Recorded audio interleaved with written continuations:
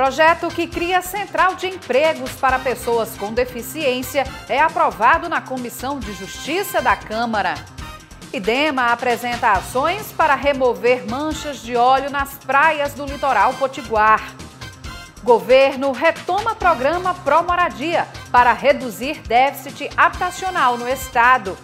Aqui no estúdio vou conversar com o advogado Caio Paiva, diretor da Associação Brasileira de Advogados em Natal. Nós vamos conversar sobre a repercussão no meio jurídico sobre a Lei de Abuso de Autoridade.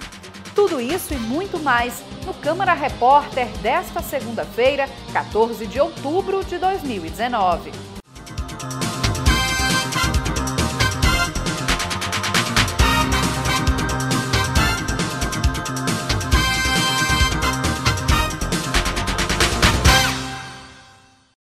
Olá!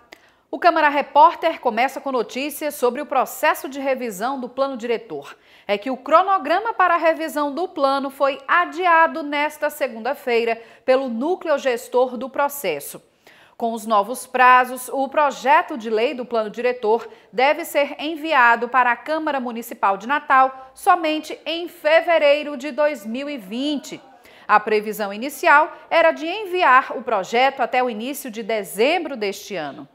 O motivo do adiamento, segundo a Secretaria de Meio Ambiente e Urbanismo, a CEMURB, é que a avaliação das entidades de que o tempo de discussão de propostas estava curto durante a terceira etapa, que consiste na sistematização das propostas da etapa anterior, quando foram realizadas as audiências regionalizadas. Nessa etapa foram recebidas mais de 2.400 propostas. O IDEMA realizou na manhã desta segunda uma reunião para avaliar as ações de limpeza que devem ser realizadas nas praias potiguares contaminadas por manchas de óleo. A reunião promovida pelo IDEMA teve a presença de prefeitos e secretários dos municípios que desde o mês de agosto estão com as praias contaminadas por manchas de óleo. O objetivo do encontro foi tratar das ações que devem ser tomadas para limpar os pontos atingidos.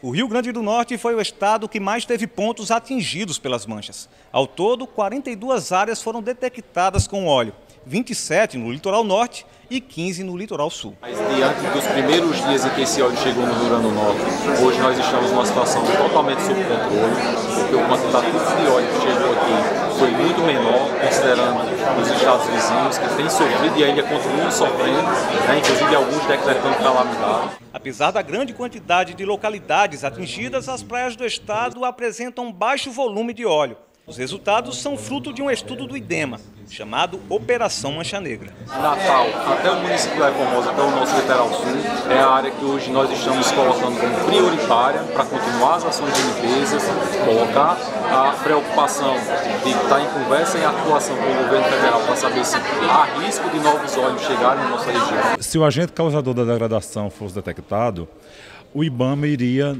autuar, notificando e determinando que ele fizesse a coleta e a destinação desse material, além de aplicar uma multa. Isso é o que está previsto na Lei de Crimes Ambientais. Como o agente que causou o dano ele é indefinido, nós não sabemos ainda quem causou, então de forma preventiva, de forma educativa até, a gente orientou as prefeituras e outros agentes para que tomassem essa iniciativa e que os municípios desenvolvessem essas ações de limpeza. O petróleo cru pode afetar a digestão dos animais essenciais para a cadeia alimentar dessas espécies.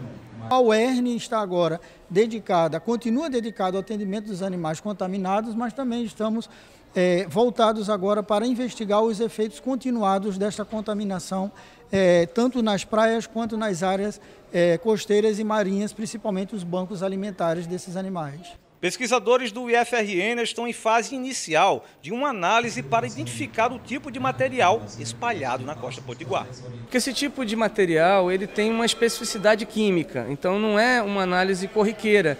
Precisa de equipamentos mais sofisticados, nós temos esse tipo de equipamento, estamos ainda trabalhando nessas análises. Mas, ao mesmo tempo, na parceria com o IDEMA, já que a gente tem esse trabalho de balneabilidade, né, das praias da região metropolitana, nós estamos discutindo quais outras análises nós faríamos sobre o aspecto de influência, não só no material encontrado nas praias, mas principalmente como ele se comporta na diluição da água. Agora vamos falar sobre o Legislativo natalense. E nesta segunda-feira, na Câmara Municipal, as atividades são centralizadas na reunião das comissões. Na principal delas, a Comissão de Justiça, foi aprovado um projeto de lei que cria uma central de emprego para pessoas com deficiência. Veja também outros destaques. O projeto de autoria do vereador Dagô recebeu parecer favorável dos membros da comissão. O projeto cria uma central de empregos específica para pessoas com algum tipo de deficiência e cabe ao Poder Executivo incentivar essas empresas que se cadastrarem no programa municipal. O vereador Luiz Almir foi o relator do projeto. É o mínimo que se pode fazer para uma pessoa que tem problema de deficiência, né? Então o projeto foi aprovado por unanimidade. Tenho certeza que os demais colegas em plenário vão aprovar por unanimidade e a gente tem que lutar para que aconteça de fato e de direito. Os vereadores também aprovaram o projeto que regulamenta os horários dos festejos populares em Natal. O projeto foi apresentado inicialmente pelo vereador Fernando Lucena, mas o vereador Preto Aquino apresentou um substitutivo que ampliou o alcance da proposta. O projeto foi aprovado por unanimidade na Comissão de Justiça. Inadmissível, finais de semana, eventos carnavalescos, junino, aqueles que já são do conhecimento de todos, acabar no horário de 2 horas da manhã. É um prejuízo enorme para a categoria dos músicos da nossa cidade. Então o objetivo do nosso projeto é estender um pouquinho mais o horário para que assim venha beneficiar toda a categoria tão sofrida dos músicos aqui da nossa cidade. A vereadora Nina Souza foi a relatora do projeto da vereadora Carla Dixon. A proposta de lei inclui a inteligência emocional no rol de temas transversais do cronograma escolar. A presidente emitiu o projeto de volta à autora e explicou o entendimento. A estrutura curricular das escolas, ela tem uma legislação específica, né? O MEC é que disciplina essas normas. Então, a gente tem, se os vereadores, nós ficarmos o tempo todo inferindo disciplinas, a gente pode aí, infelizmente, dar uma atrapalhada na estrutura das escolas. Então, nós pedimos que a matéria retornasse para a vereadora, para que ela colocasse ao menos como atividade complementar. A reunião desta segunda-feira foi presidida pela vereadora Nina Souza. Vários projetos na pauta e a gente conseguiu zerar essa pauta e é importante, porque a Comissão de Justiça é a porta de entrada de todas as matérias na casa, né? É aqui o local, inclusive o cidadão tem que acompanhar essas reuniões da Comissão de Justiça, porque é o momento em que a gente sabe o que é que está sendo abordado, o que é que vai ser posteriormente discutido na Casa Legislativa. O anúncio do fechamento do Hospital Rui Pereira voltou a mobilizar a reunião da Comissão de Saúde. A reunião da Comissão de Saúde, que aconteceu na tarde desta segunda-feira, na sala da presidência da Câmara Municipal, teve como tema principal o fechamento do Hospital Rui Pereira. O presidente da comissão, o vereador Fernando Lucena, falou de uma nota de repúdio a ser lida na sessão ordinária desta terça-feira. Dos 25 projetos que constavam na pauta da comissão, 18 foram designados para a relatoria e 7 foram aprovados. Com isso, a pauta foi zerada. O mais importante foi a aprovação, de uma minuta de repúdio, uma nota de repúdio que nós vamos fazer contra o fechamento do Hospital Rui Pereira. Essa minuta, essa moção nós vamos levar amanhã para o plenário, para que não seja uma posição só da Comissão de Saúde contrária ao fechamento, que é uma posição da Casa Legislativa. Nós temos que ir demarcando isso, porque a situação é difícil. Nós estamos vendo os argumentos apresentados pela CESAP não convencem ninguém. O argumento de que o hospital tem um laudo do Corpo de Bombeiros, se esse laudo for pedido, você envolve aí Valfredo Gugel, Maria Alice, todos os hospitais que têm mais de 10 anos estão na mesma situação. E no município nem se fala. A começar pelo municipal, que é também da mesma rua, então é muito pior do que o Rui Pereira. Então esse argumento de que as condições físicas do hospital não justifica o fechamento. Além do mais, nós zeramos também a nossa pauta toda aqui de projetos de interesse da população. Se fala muito no fechamento do Rui Pereira, mas também deve se falar nos atendimentos das unidades básicas de saúde e no PSF, Programa de Saúde da Família, porque se não se conter a quantidade de pacientes que chegam a estas unidades lá de ponta, porta de entrada do sistema, não vai faltar muitos e muitos pacientes nas unidades de saúde nos hospitais. Ou seja, você pode diminuir a quantidade de pacientes que procuram o Rui Pereira se fossem bem atendidos na porta de entrada do sistema. Outro ponto bastante discutido foi a falta de medicamentos nas unidades de saúde do município. Ao final, ficou definida uma reunião da comissão com o secretário municipal de saúde e sua equipe. Nós já aprovamos hoje aqui, a nossa próxima reunião será segunda-feira, na secretaria, com todos os diretores das UPAs, os diretores da Secretaria de Distrito, os secretários adjuntos e o secretário da pasta, para que assim ele possa esclarecer os pontos levantados aqui na nossa reunião hoje. Realmente é do conhecimento de todos, nós estamos recebendo muitas e muitas ligações das pessoas nos procurando pelo quantitativo altíssimo de falta de medicamentos da nossa cidade. Então é importante esclarecer para que assim a população, a sociedade tome realmente conhecimento desta falta tão triste de medicamentos na nossa cidade. Atenção, servidores estaduais! O governo iniciou o pagamento dos salários deste mês. O governo do estado inicia nesta terça-feira o pagamento dos salários de outubro. Os quase 204 milhões injetados na economia potiguar correspondem aos salários de quem recebe até R$ 3.000 e 30% de quem recebe acima desse valor. As forças de segurança pública vão receber de forma integral. No dia 30 de outubro, recebem os servidores vinculados a pastas com arrecadação própria, à educação. E também será pago os 70% restantes de quem recebe acima dos R$ 3.000, totalizando aí uma folha que chega a 495 milhões de reais. As datas valem para ativos, inativos e pensionistas. Com relação aos salários de novembro e dezembro, também serão respeitadas duas datas, no meio e no final do mês. Simone Silva para o Câmara Repórter. Veja agora o destaque da reunião da Comissão de Defesa do Consumidor. Todo estabelecimento que comercializa produtos vendidos a quilo disponibiliza em balanças com visores voltados para o consumidor. A matéria de autoria do vereador Ney Lopes Júnior foi a única aprovada na reunião da Comissão de Defesa do Consumidor na tarde desta segunda-feira, na sala da presidência da Câmara Municipal. O presidente da comissão, vereador Ranieri Barbosa, explicou por que foi possível a aprovação, mesmo sem o quórum mínimo.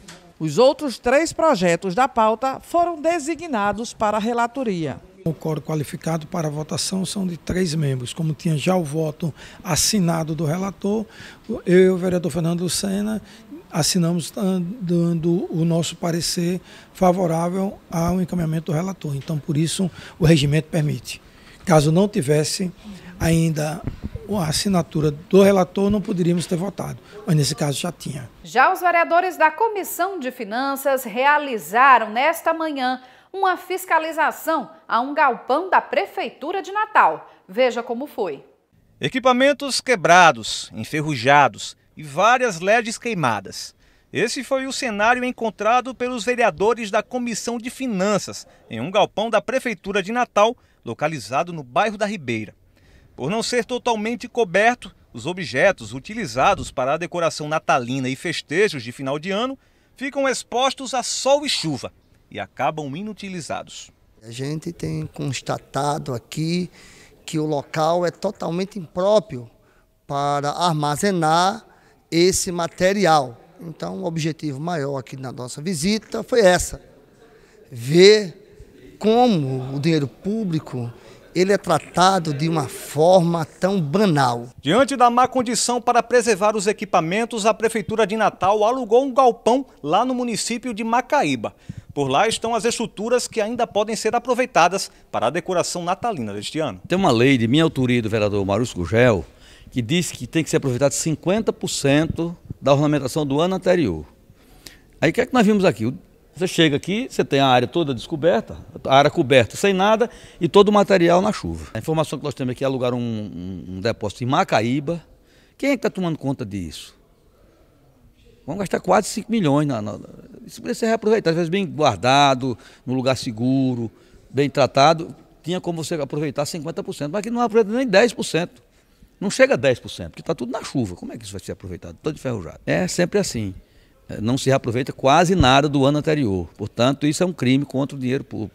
Para resolver o problema, o presidente da Comissão de Finanças, vereador Dinarte Torres, diz que vai retomar o diálogo com a Secretaria Municipal de Serviços Urbanos.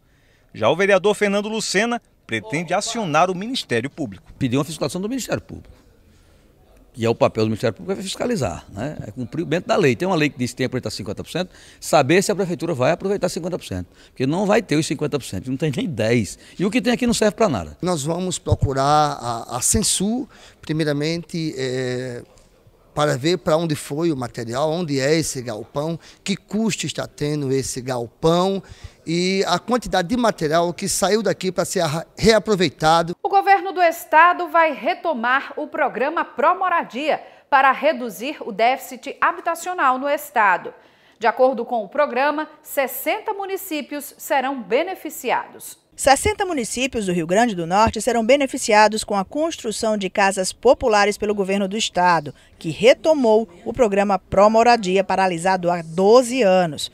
Os convênios foram assinados em solenidade na governadoria nesta segunda-feira. Mesmo em meio a toda a calamidade financeira em que a gente encontrou o governo, mas não nos faltou sensibilidade em buscar saídas, e o fato é que, com a contrapartida de 11 milhões de reais que o governo está assegurando, nós vamos investir quase 60 milhões em habitação popular, trazendo dignidade para as famílias e, ao mesmo tempo, promovendo também a geração de emprego com esses investimentos, movimentando a economia no setor da construção civil.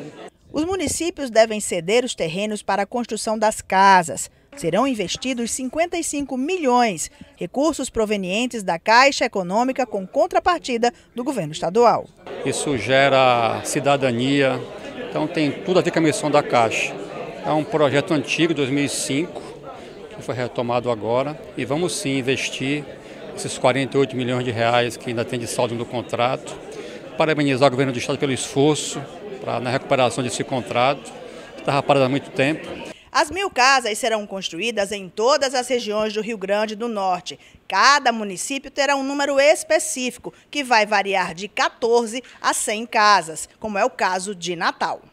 Os municípios beneficiados passaram por uma análise na qual se avaliou o Índice de Desenvolvimento Humano, o IDH, o déficit habitacional e a situação de vulnerabilidade da população local, entre outros aspectos. Os prefeitos presentes à solenidade de assinaturas de convênio ressaltaram a importância do programa. Eloy de Souza é uma cidade muito pobre, uma das cidades mais pobres do estado, uma das mais pobres do Brasil, Eloy de Souza, e esse empreendimento ele vem fazer com que as pessoas que não tenham uma residência, eles possam ter a sua própria casa. A prefeitura tem feito um trabalho de doação de terreno, mas a casa, chegando à casa, é muito importante. O programa será desenvolvido pela Companhia Estadual de Habitação em 36 meses e beneficiará cerca de 5.000 pessoas. Estabelecemos aí um prazo de 36 meses para a conclusão do programa. Prazo esse que ele pode ser encurtado de acordo com a disponibilidade orçamentária e financeira do Estado e também de acordo com as condições técnicas a serem apresentadas nas fases de licitações e condicionantes que os municípios possam nos apresentar. Depois do intervalo, eu vou conversar com Caio Paiva, diretor da Associação Brasileira de Advogados em Natal. O Câmara Repórter volta já, não saia daí.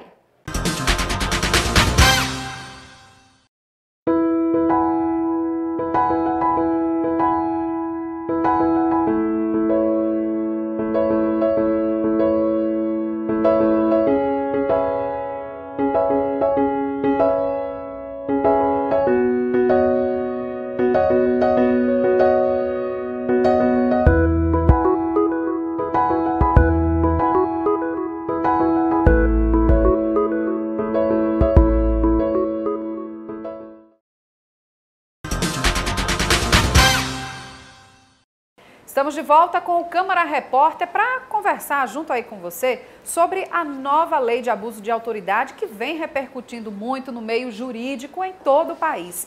E aqui em Natal, a Associação Brasileira de Advogados está promovendo debate sobre esse assunto, vai abrir uma agenda para discutir isso junto com os advogados e também com outros profissionais envolvidos nessa questão. E para falar sobre esse assunto e sobre o que repercute ou não nessa lei, eu converso aqui com o Caio Paiva, que é diretor da ABA em Natal. Caio, seja bem-vindo ao Câmara Repórter.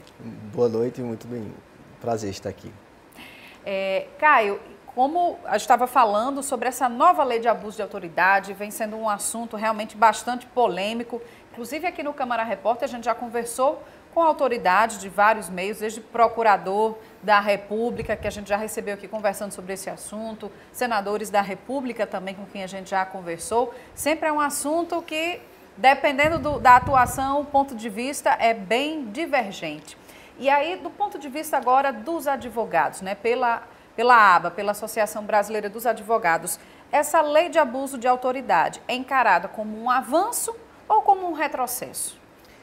Olha, para a advocacia, de uma maneira geral, a nova lei ela foi motivo de regozijo, motivo de alegria, principalmente no que toca aos advogados, as suas prerrogativas, né? A lei criminalizou algumas prerrogativas, não foram todas, que são importantes para a defesa do cidadão, munindo o advogado de instrumentos mais, vamos dizer assim, mais eficazes, mais prontos para a defesa do cidadão. Que pontos seriam esses que essa lei traz? Por exemplo, a lei criminalizou a conduta, a prerrogativa da inviolabilidade do seu escritório, a inviolabilidade das correspondências, dos sigilos das comunicações telemáticas, inclusive. A lei criminalizou, por exemplo, o direito de ter o advogado com o seu defensor uma entrevista pessoal e reservada, né? E outras prerrogativas, como a de, no caso de ser preso, ser detido por prática que esteja relacionada à atividade da advocacia, né? Ter resguardada lá o sigilo, sala de Estado Maior. Sim. Nos casos de busca e apreensão, por exemplo, ter algum representante da ordem acompanhando. Enfim, algumas condutas foram criminalizadas, resguardando prerrogativas que, ao cabo, servem ao cidadão. Certo.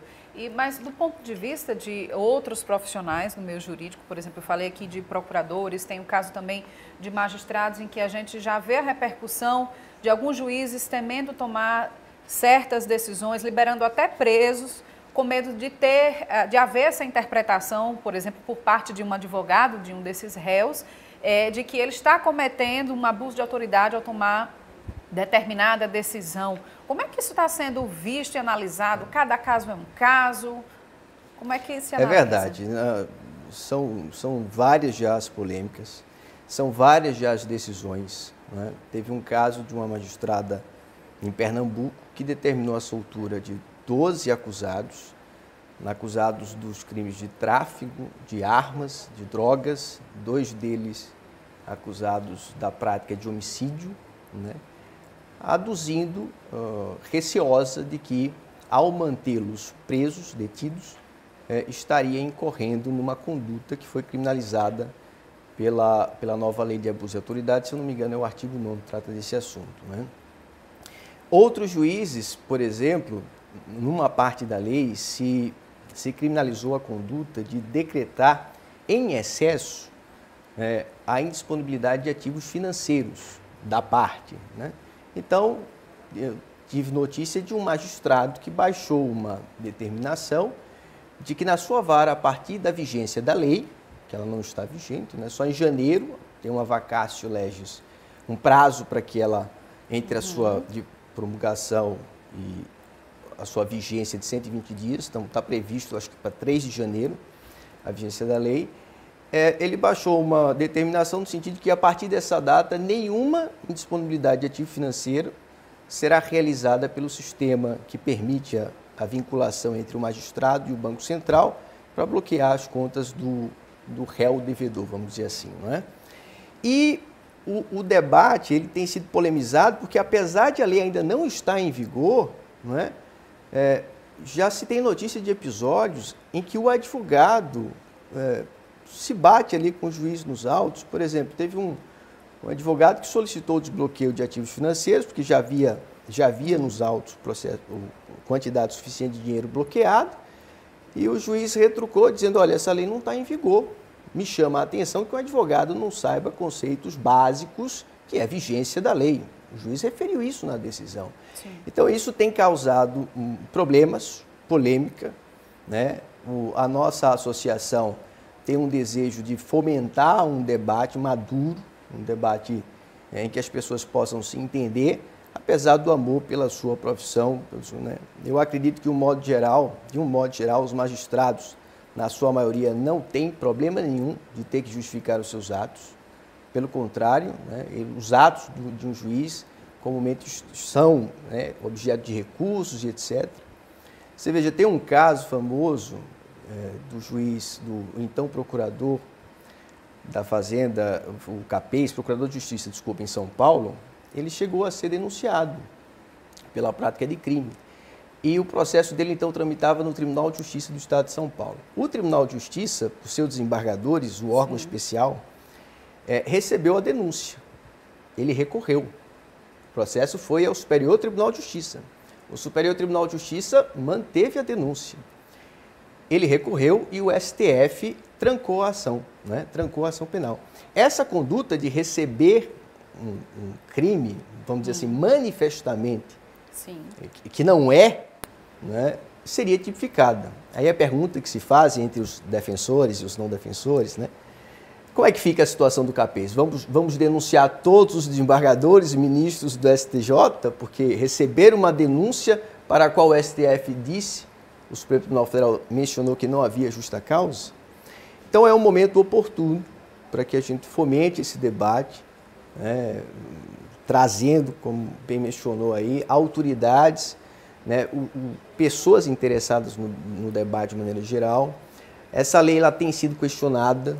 Exatamente sobre isso, dessas várias polêmicas, desses vários questionamentos, para que a sociedade também, assim, que muitas vezes não se aproxima, né, para estudar aprofundadamente esse assunto, a lei, ela traz especificamente esses critérios do que pode ser considerado abuso, do que não pode, porque, por exemplo, diante de decisões antecipadas, como foi o caso da juíza de Pernambuco, que decidiu soltar 12 acusados de crimes graves, por exemplo, e a lei ainda nem está em vigor, como o senhor esclareceu aqui, isso é um assodamento, isso é querer, como é que eu posso dizer, desvirtuar, vamos dizer assim, a essência realmente dessa lei?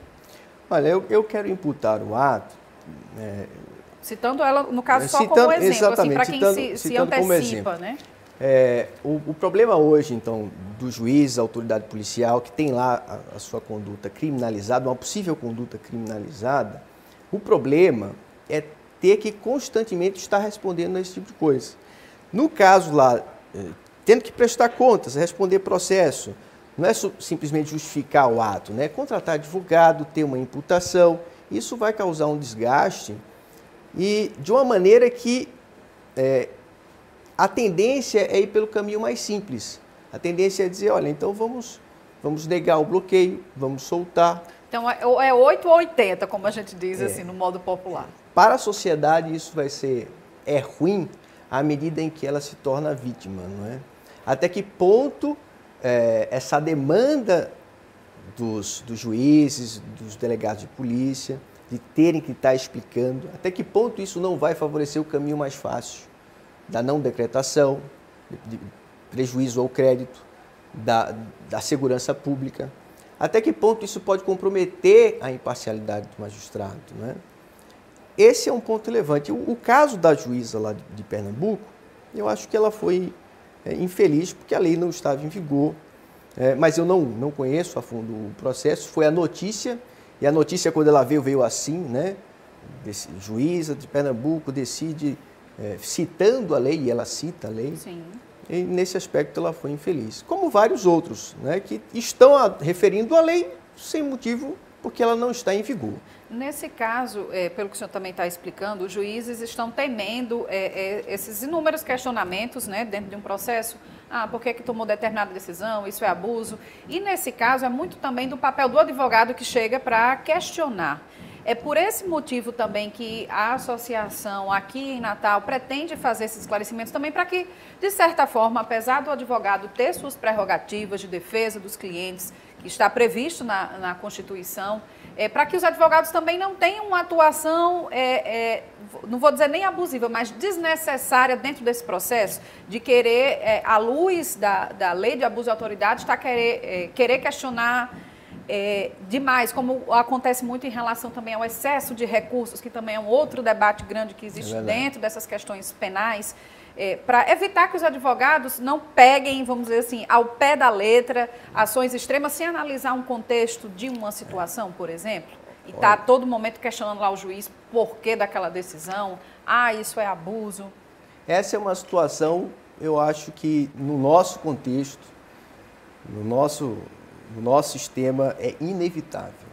É um sistema que hoje possui mais de cerca de 18 mil magistrados, né? Incluindo o Ministério Público, vai para 27 mil servidores, 1,5 milhão de advogados. No último censo dava um advogado para cada 190, se não me engano, pessoas.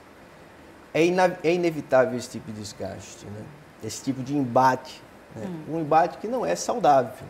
Me parece, não é saudável, porque tem um dito popular que às vezes cai bem, que cada um no seu quadrado, né?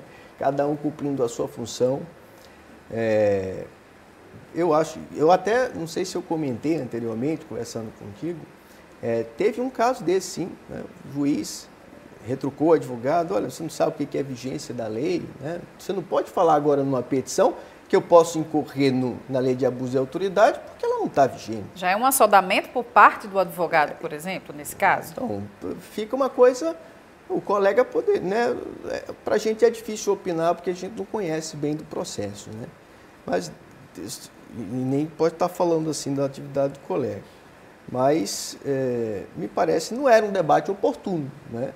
Tem que haver bom senso. Exatamente. Houve um desgaste, desgastou o colega, desgastou o magistrado, né? E o interesse da parte como fica, né? Eu acho que é esse ponto que a nossa associação pretende debater com os magistrados, com os membros do Ministério Público.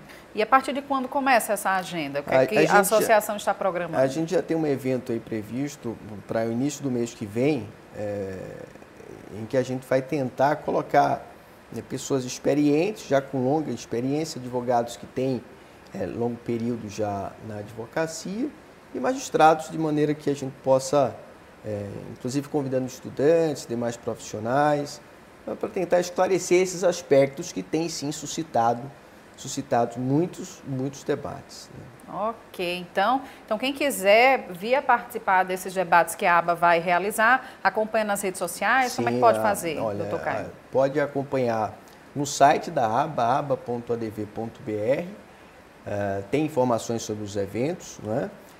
Tem o Instagram da ABA Natal, aba_Natal. Certo. Né? E lá certamente vai se inteirar de todos os nossos afazeres, das nossas reuniões. E fica já aqui o convite também para o advogado, jovem advogado especialmente, que quiser conhecer da nossa associação, o que a gente tem fazendo, por que a gente decidiu instituir-se como associação. Fica o convite para acessar as nossas redes e, se interessando, filiar-se e participar com a gente do debate. Ok, então eu conversei aqui com o advogado Caio Paiva, que é diretor da ABA, Associação Brasileira de Advogados em Natal. Obrigada pela sua participação. Obrigado. E esses esclarecimentos, né, através aí dessa lei que realmente ainda vai render muitos debates. Polêmica, vai sim. E essa edição do Câmara Repórter fica por aqui. É você que nos acompanha. Obrigada pela audiência. A gente volta a se encontrar nesta terça-feira com outras notícias do Legislativo Natalense. Tchau.